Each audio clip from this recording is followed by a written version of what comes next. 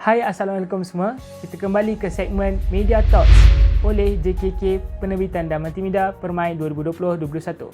So, pada kali ini, Media Talks bersama saya Atif akan menunjukkan ataupun menerangkan serba sedikit tentang simple editing menggunakan Lightroom dan juga VSCO. Saya rasa ramai dalam kalangan kita yang telah maklum tentang Lightroom dan juga VSCO ni. So, mari kita lihat apa sebenarnya yang kita boleh buat dengan Lightroom dan juga VSCO. So, jom kita start. Sebelum kita mulakan editing, korang kena download lah apps Lightroom dan juga VSCO ni dekat dalam Play Store ataupun App Store korang.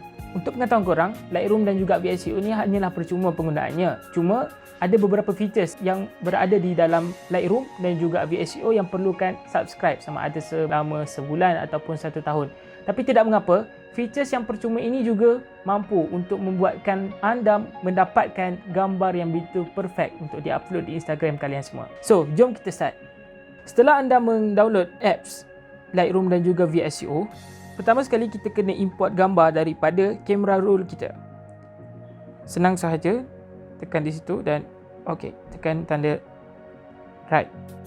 Kemudian, apa yang kita perlu buat untuk edit gambar? Pertama sekali step kita adalah membetulkan komposisi gambar.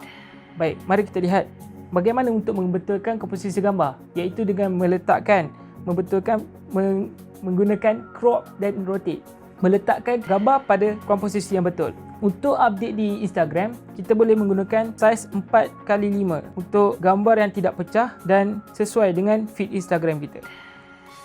Jadi pertama sekali saya tukarkan kepada saiz 4x5. Kemudian kita terus kepada membetulkan cahaya-cahaya yang ada di dalam gambar tersebut.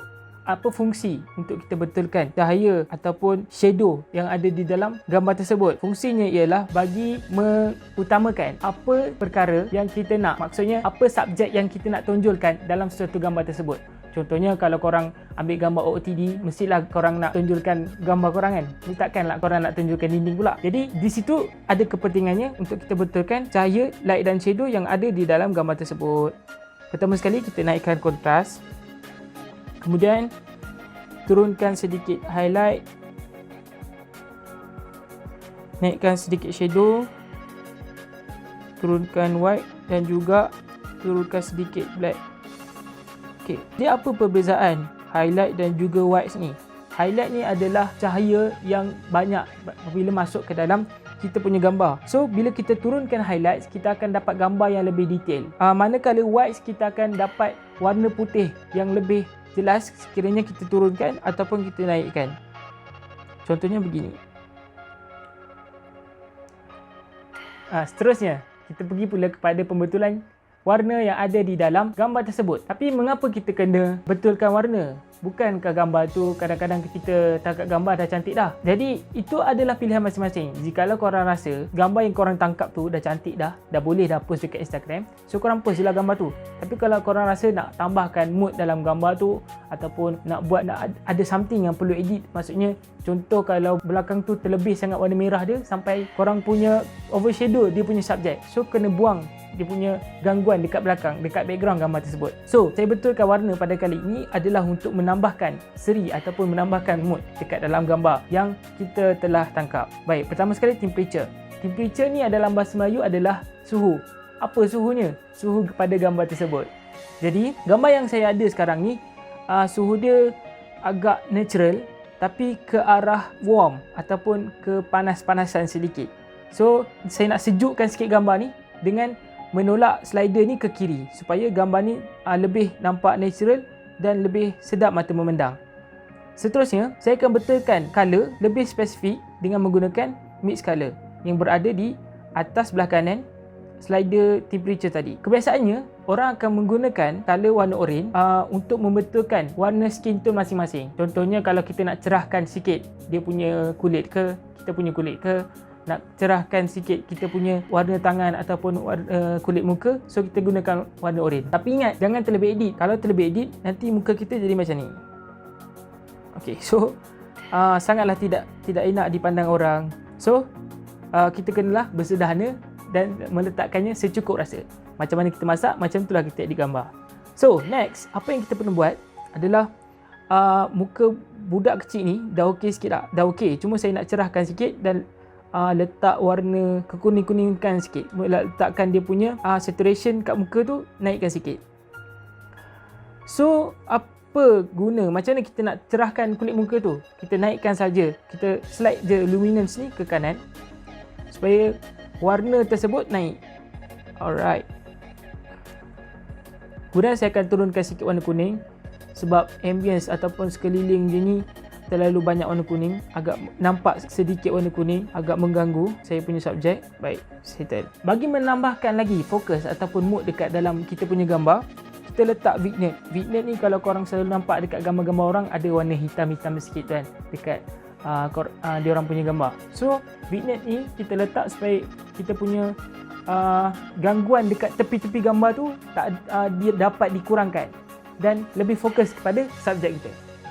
So, kita slide ke kiri supaya tambahkan vignette warna hitam. Kalau slide ke kanan untuk tambahkan vignette warna putih. Okey, nampak tak perbezaan dia? Gambar kita lebih menyerah sebelum dan selepas. Untuk membuatkan gambar kita lebih HDR, kita perlulah menambah sedikit clarity dan juga sharpness sikit dahulu di Lightroom. Nanti kita akan further kita punya ke HDR-an gambar ni pada apps seterusnya. Baik, seterusnya kita pergi ke apps yang seterusnya untuk meletakkan color ataupun mood yang lebih ataupun kita kata toning lah untuk gambar kita tu. Kadang-kadang dulu apps ni popular sebab dulu orang selalu buat gambar hipster kan. Apps edit kat mana? VSCO. Kalau nampak gambar hipster sikit tu, VSCO lah tu. Tapi sebenarnya banyak lagi apps-apps yang ada dekat dalam App Store ataupun Play Store korang. Cuma korang kena explore sikit lah. So, rajin-rajinlah explore korang punya App Store dengan Play Store untuk dapatkan tone yang lebih baik.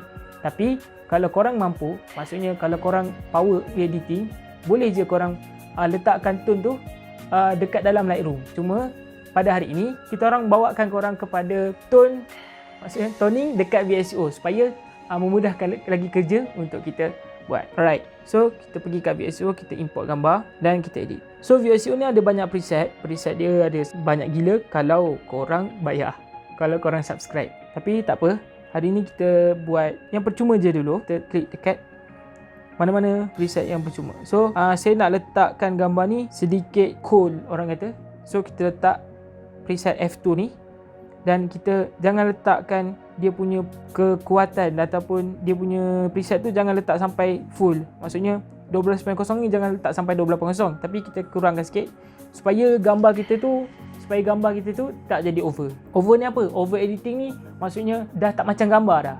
So dia dah tak ada mood dah kat situ. Terlebihan. So kita kena kurangkan sikit supaya kita dapat lebih mood dia. Kalau kita tengok dekat gambar ni, saya rasa gambar ni terlebih sejuk pula. So saya nak panaskan sikit. Saya betulkan temperature dia macam kita betulkan dekat dalam Lightroom tadi supaya gambar ni nampak lebih natural lah. Right, kita kurangkan sikit tinda. Kita letak tinda ke arah hijau sikit.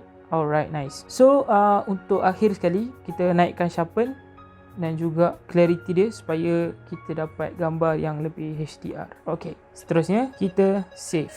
Dah siap. So korang boleh tengoklah hasil gambar dia.